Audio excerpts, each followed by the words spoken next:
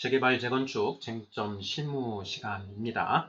자, 오늘 살펴볼 주제는 학교용지 부담금의 산정 기준입니다. 학교용지 부담금의 산정 기준, 이것이 왜 문제가 되는지 그 내용부터 또 판례는 어떤 태도를 취하고 있는지에 대해서 살펴보도록 하겠습니다. 자, 먼저 이게 문제가 되는 이유에 대해서 살펴보도록 하겠습니다. 자, 문제가 되는 이유는 학교용지법 제5조의 2항이 좀 명확하게 되어 있지 않기 때문에 문제가 됩니다. 자, 학교용지법 제5조의 2를 한번 읽어보도록 하겠습니다. 학교용지법 제5조의 2 부담금의 산정 기준이라고 되어 있는데요. 제1항을 보면 제5조 제1항에 따른 부담금은 공동주택인 경우에는 분양가격을 기준으로 부과하고 단독주택을 건축하기 위한 토지인 경우에는 단독주택 용지의 분양가격을 기준으로 부과한다. 이렇게 되어 있습니다. 자, 그리고 2항은 제1항에 따른 부담금은 다음 각 호의 기준에 따라 산정한다라고 하면서 자, 1호 공동주택의 경우에는 세대별 공동주택 분양가격 곱하기 1000분의 8 이렇게 되어 있습니다. 그리고 2호에 단독주택을 건축하기 위한 토지의 경우에는 단독주택지 분양가격의 1000분의 14 이렇게 규정을 하고 있습니다. 자, 여기에 보면 우리는 이제 재건축 재개발을 살펴보는 거니까요. 공동주택의 경우를 보면 되는데, 자, 공동주택의 경우 학교용지 부담금은 분양가격을 기준으로 부과한다라고 하는 그 대원칙을 1항에 선포를 해 두고 있는 것이고요. 그리고 이제 2항에서 그 공동주택의 경우에 그러면 학교용지 부담금을 얼마를 부과를 할 것이냐, 이 부분을 세대별 공동주택 분양가격의 1000분의 8, 그러니까 0.8%를 부과한다. 이렇게 지금 되어 있는 것입니다. 자, 세대별 공동주택 분양가격의 0.8%를 이제 학교용지 부담금으로 부과를 한다라는 것인데요. 아니, 이것이 왜 문제가 되는가? 지금 이 법 규정에 따르면 명확하게 되어 있는 것 아닙니까? 이렇게 우리가 생각해 볼 수가 있습니다. 자, 그런데 이게 이제 구체적인 실무에 들어가면 여러 가지 문제들이 발생하게 됩니다. 그리고 그 문제의 경우에 이걸 어떻게 해결해야 되지 하는 부분이 아리까리한 그런 측면이 있다라는 것이죠. 바로 그것 때문에 이제 그 분쟁이 발생하게 되고 이제 법원의 판단을 구하게 되는 그런 이유가 됩니다. 자, 우리가 이제 학교용지 부담금의 이제 부과 그 부분에 대해서 뭐 어느 정도는 좀 그 기본을 좀 알고 가야 이 문제를 이제 생각해 볼 수 있는데요. 기본적으로 이거 두 가지 정도를 좀 확실하게 짚고 가야 되겠습니다. 자, 첫째, 학교용지 부담금은 언제 부과되는가 하는 것인데요. 자, 학교용지 부담금은 재개발, 재건축을 통해서 그 사업 구역 내에 늘어난 세대수만큼 부과한다라는 것이 원칙입니다. 자, 학교용지 부담금은 이 사업을 통해서 재개발 재건축 사업을 통해서 세대가 늘어남으로 인해서 학교를 신설하거나 내지는 증축할 필요성이 발생한 경우, 이때 당신들의 그 재건축 재개발 사업으로 인해서 학교를 새로 이렇게 신축 내지는 증축해야 될 그 필요성이 생겼으니까 수익자 부담의 원칙에 따라서 당신들도 이 학교용지 부담금을 일부 부담을 해야 된다라는 취지에서 만들어진 게 이 학교용지 부담금입니다. 자, 이 학교용지 부담금은 늘어난 세대수만큼만 부과된다라는 것이 이제 첫 번째 원칙이고요. 자, 두 번째는 자, 늘어난 세대수 중에 매각을 전제로 한 경우에만 부과가 됩니다. 집을 더 많이 지어놨는데 그것이 미분양 상태로 남아있다. 미분양 상태에서는 학교용지 부담금을 부과하지 않습니다. 자, 학교용 그 분양이 된 것, 그러니까 분양 계약이 체결된 것에 대해서만 학교용지 부담금을 부과한다라는 것이고요. 자, 여기에서 하나 우리가 더 생각해 봐야 될 것은 신축한 늘어난 세대수 중에 임대주택으로 이제 처분되는 것, 매각이 아니라 그러니까 분양이 아니라 임대주택으로 처분이 되는 경우에는 학교용지 부담금 부과 대상이 아니다라는 것. 이 두 가지를 이제 우리가 기억을 해야 되겠습니다. 자, 뭐라고요? 두 가지가 첫째는 임대주택은 부과되지 않는다. 둘째는 미분양 상태에서는 학교용지 부담금이 부과되지 않는다. 그럼 미분양은 계속 부과되지 않는 것입니까? 이런 질문이 생겨날 수 있지요. 예, 미분양 상태에 있다가 이제 분양이 되면 그때 부과를 하게끔 되어 있습니다. 자, 이것을 이제 우리가 그 생각을 해봐야 되고요. 자, 그런데 그것이 왜 문제가 되나요? 지금 명확한 것 같은데요. 늘어난 세대수 중에 임대주택이나 미분양된 것은 빼고 분양된 것만 부과를 한다는 것인데 그게 왜 문제가 될까요? 이렇게 이제 우리가 의문을 가져볼 수가 있습니다. 자, 그 의문을 해결하기 위해서는 우리가 예를 하나 생각해 봐야 됩니다. 자, 재개발 재건축을 통해서 1000세대 아파트를 짓는다고 한번 해보죠. 자, 예를 들겠습니다. 재개발 재건축을 통해서 1000세대 규모의 신축 아파트를 짓습니다. 자, 그리고 그 1000세대 중에 조합원 분양분이 500세대, 조합원 분양분이 500세대, 그리고 임대 주택으로 짓는 것이 50세대, 그리고 일반 분양이 나머지 450세대다. 이렇게 예를 들어 보겠습니다. 자, 1000세대를 짓는데 그 중에 조합원 분양분이 500세대, 그리고 임대주택이 50세대, 그리고 일반 분양이 450세대다. 이것을 이제 우리가 기억을 하고요. 자, 이 상태에서 이 재개발 재건축 조합의 기존 그 사업 구역 내에 구역 지정 당시 또는 사업 시행 인가 당시를 기준으로 해서 700세대가 그 구역 안에 살고 있다라고 해보죠. 700세대가 살고 있습니다. 뭐 여기에는 이 세대, 기존 가구수, 기존 세대수 이렇게 표현을 하는데요. 여기에는 소유자뿐만 아니라 이제 그 세입자도 포함이 되어 있습니다. 세입자. 그러니까 세입자 세대도 있을 수 있는 것이죠. 집이 지층, 반지하도 있고, 또 2층 이렇게 있는데, 그 중에 이제 주인은 1층에 살고, 그 반지하하고, 그 다음에 2층은 세를 내줬다. 이렇게 하면 그 한 집에, 세대는 세 세대가 있게 되겠지요. 자, 그런 식으로, 그 소유자는, 예를 들어서 500명 정도 되는데, 세입자가 한 200명 있어서, 기존의 세대수는 700세대다. 이렇게 되어 있는 것입니다. 자, 기존 세대수가 700세대 이렇게 해서 이제 변수가 다 확정이 됐지요. 자, 그러면 이제 물어보도록 하겠습니다. 자, 신축 1000세대를 짓습니다. 1000세대를 짓는데요. 자, 기존 세대수가 700세대다. 그리고 임대가 50세대 이렇게 되어 있습니다. 자, 그러면 자, 이 조합의 경우에는 자, 학교용지 부담금을 몇 세대 부담해야 될까요? 자, 몇 세대 부담해야 될까요? 자, 1000세대를 짓는데 기존의 세대수는 700세대입니다.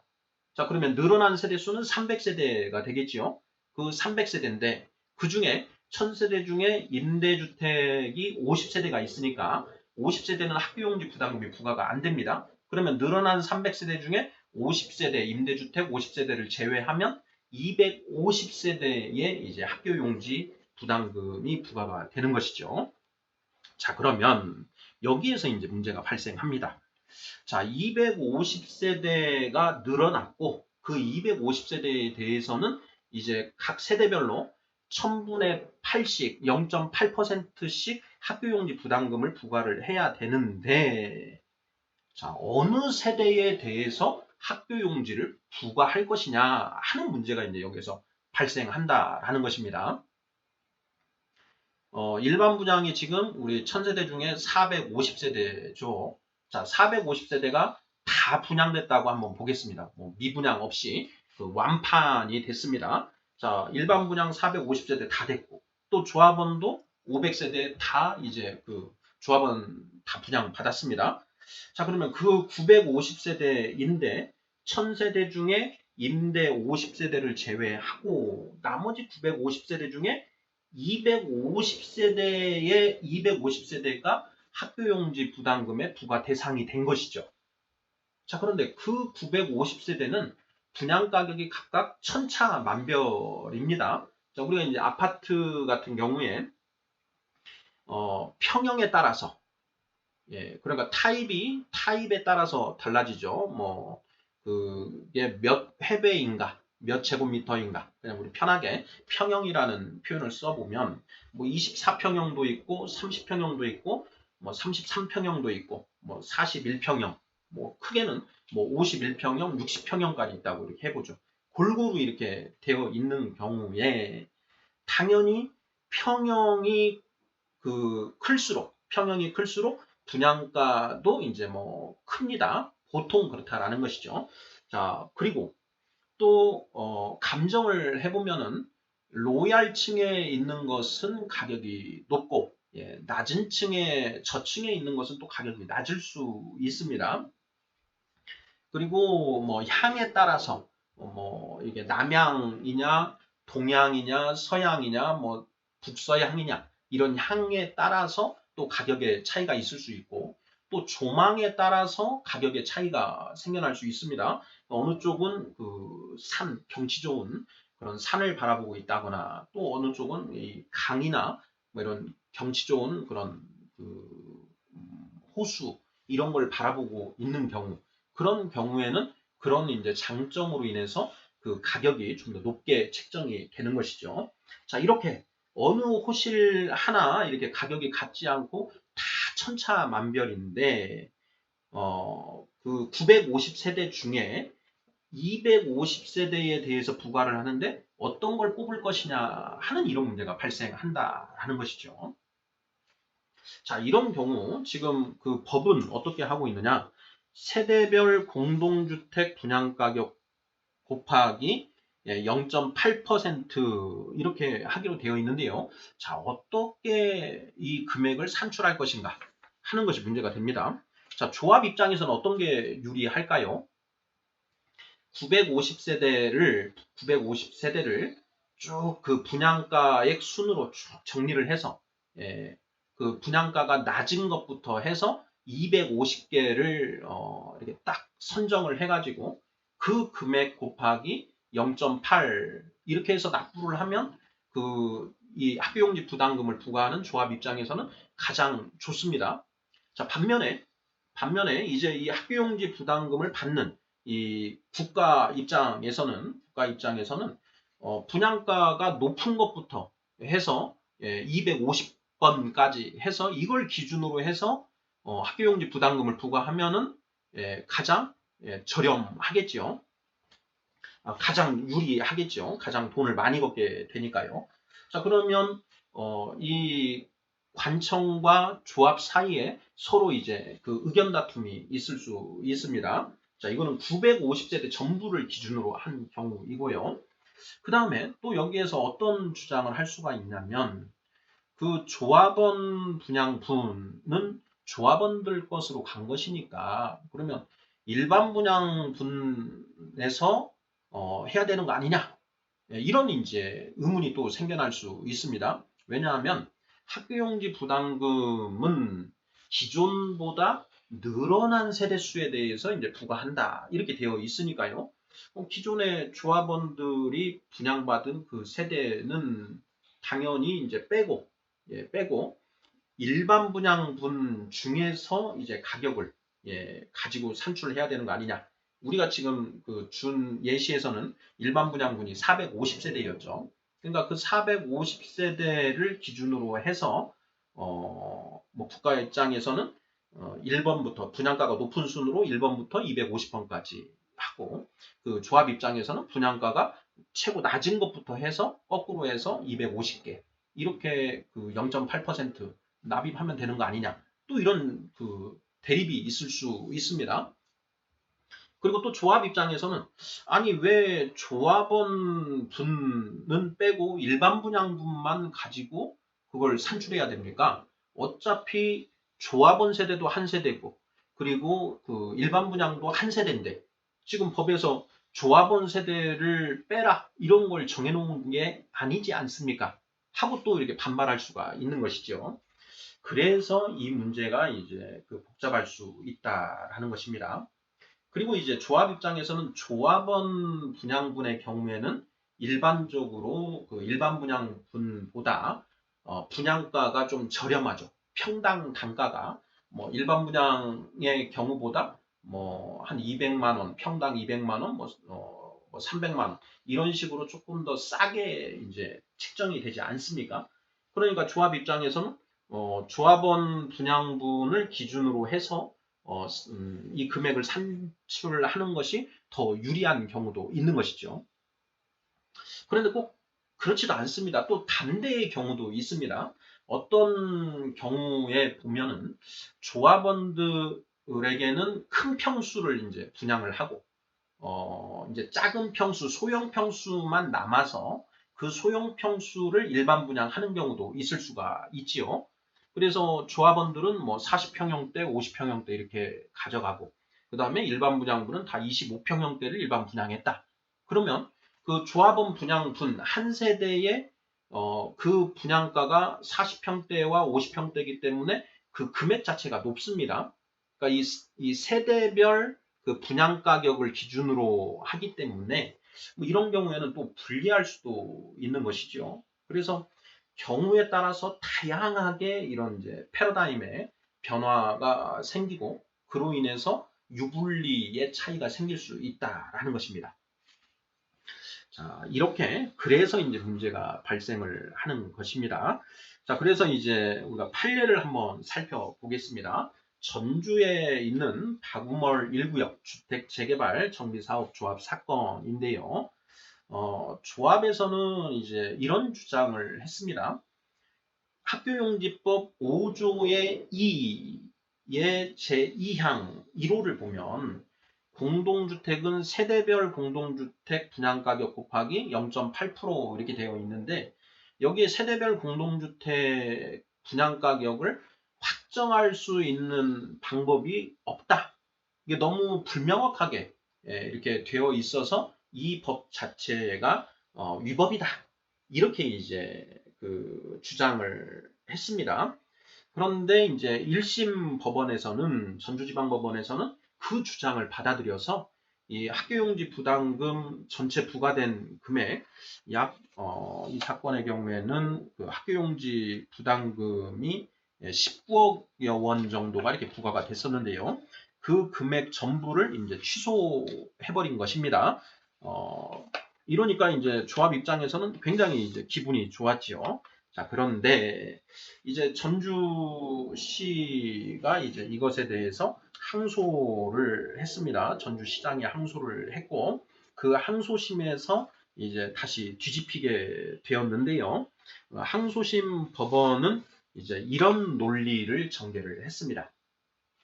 지금 법이 불명확하지 않느냐? 학교용지법 5조의 1항 2항 중에 2항 세대별 공동주택 분양가격 곱하기 0.8 이렇게 되어 있는데 이 세대별 공동주택 분양가격 이걸 산정하는데 기준이 너무 모호하다라는 그 주장에 대해서 광주고등법원은 이렇게 이제 판단을 했습니다. 그 부분 읽어보면은 자, 법률 규정은 일반성, 추상성을 가지는 것이어서 법관의 법 보충 작용으로서의 해석을 통하여 그 의미가 구체화, 명확화될 수 있다. 그러므로 조세나 부담금에 관한 규정이 관련 법령의 입법 취지와 전체적 체계 및 내용 등에 비추어 그 의미가 분명해질 수 있다면 자, 이러한 경우에는 명확성을 결여하여 위헌이라고 할 수 없다. 예, 이렇게 이제 판단을 합니다. 이것은 이제 대법원 2007년 10월 26일 선고, 2007두 9884 판결을 이제 인용해서 이제 이런 판결을 한 것입니다. 자, 요지는 무엇이냐? 법이 이름 불명확하게 되어 있는 것처럼 보이지만 법관의 이 법 보충 작용의 일환으로서의 그 법 해석을 통해서 그 의미가 구체화되고 명확화될 수 있다라고 한다면 이러한 경우에 그 규정이 명확성을 결여해서 위헌이라고 볼 수는 없다. 이렇게 일단 전제를 했고요. 그러면서 이제 이 학교용지 부담금 관련해서는 이렇게 이제 판단을 합니다. 자, 임대주택과 조합원 분양 세대를 제외한 일반 분양 세대 중 학교용지 부담금의 부과 조건을 충족하지 못한 미분양 및 보류지를 제외한 나머지 세대의 평균 분양 가격 곱하기 개발사업의 시행으로 증가되는 가구 수로 학교용지 부담금을 산정하면 된다. 이렇게 이제 그 판결을 내린 것입니다. 그래서 이제 결론적으로는 무엇이냐? 학교용지법 이 5조의 2의 제2항, 제1호가 불명확한 것은 아니다. 이 정도면 위헌이라고 볼 수는 없다. 이렇게 이제 그 판단을 내렸습니다. 자, 여기에서 이제 이 광주고등법원 이 판례에서 핵심이 되는 이제 그 결론 부분, 우리가 유념해서 봐야 될 부분은요, 바로 그 부분입니다. 자, 일반 분양의 평균 가격을 가지고 따진다. 일반 분양 세대 중에 미분양과 보류지 제외하고 그 일반 분양 세대 중 그 분양이 된 것에 된 세대들의 평균 분양 가격을 먼저 산출을 하고 평균 분양 가격을 산출을 하고 그것의 0.8% 곱하기 이제 부가 세대 수만큼 부과를 하면 된다. 이렇게 판단을 내렸다라는 것입니다. 자, 우리 시청자분들께서는 이 광주고등법원 이 판결이 과연 타당하다고 생각하시는지요? 저는 이제 여기에서 의문이 좀 남는 부분이요. 일반 분양 세대를 기준으로 했는데 조금 전에 말씀드렸던 것처럼 그 조합원 분양분도 같이 합산해서 그 금액을 평균가를 따지는 게 맞지 않을까 이런 생각이 듭니다. 일반 분양이 꼭 이 일반 분양 세대의 평균만 내야 되는가? 분양된 일반 분양 그걸 평균을 내야 되는가? 아니면 조합원 분양 세대까지 포함해서 평균을 내야 되는가? 이 문제에 대해서 좀 생각을 해볼 필요가 있지 않은가 싶습니다. 경우에 따라서는 조합원 분양분의 평균 분양가가 일반 분양분보다 높은 경우도 있을 것이고 낮은 경우도 있을 것이거든요. 그런데 그러한 경우를 감안하지 않고 그냥 일반 분양 세대의 평균만 가지고 보았다. 이것이 과연 학교용지법의 그 입법 취지에 확실히 들어맞는 것인가 라고 하는 부분은 좀 그 의문이 있습니다. 예. 자, 재건축 재개발 쟁점 실무 오늘 이 시간에는 학교용지 부담금을 어떻게 이제 산정할 것인가 그 기준과 관련해서 조합원 분양분과 일반 분양분이 있습니다. 그리고 이제 미분양분이 있고 보류지도 있는데 자, 미분양과 보류지 부분은 빼고 평균을 내는가?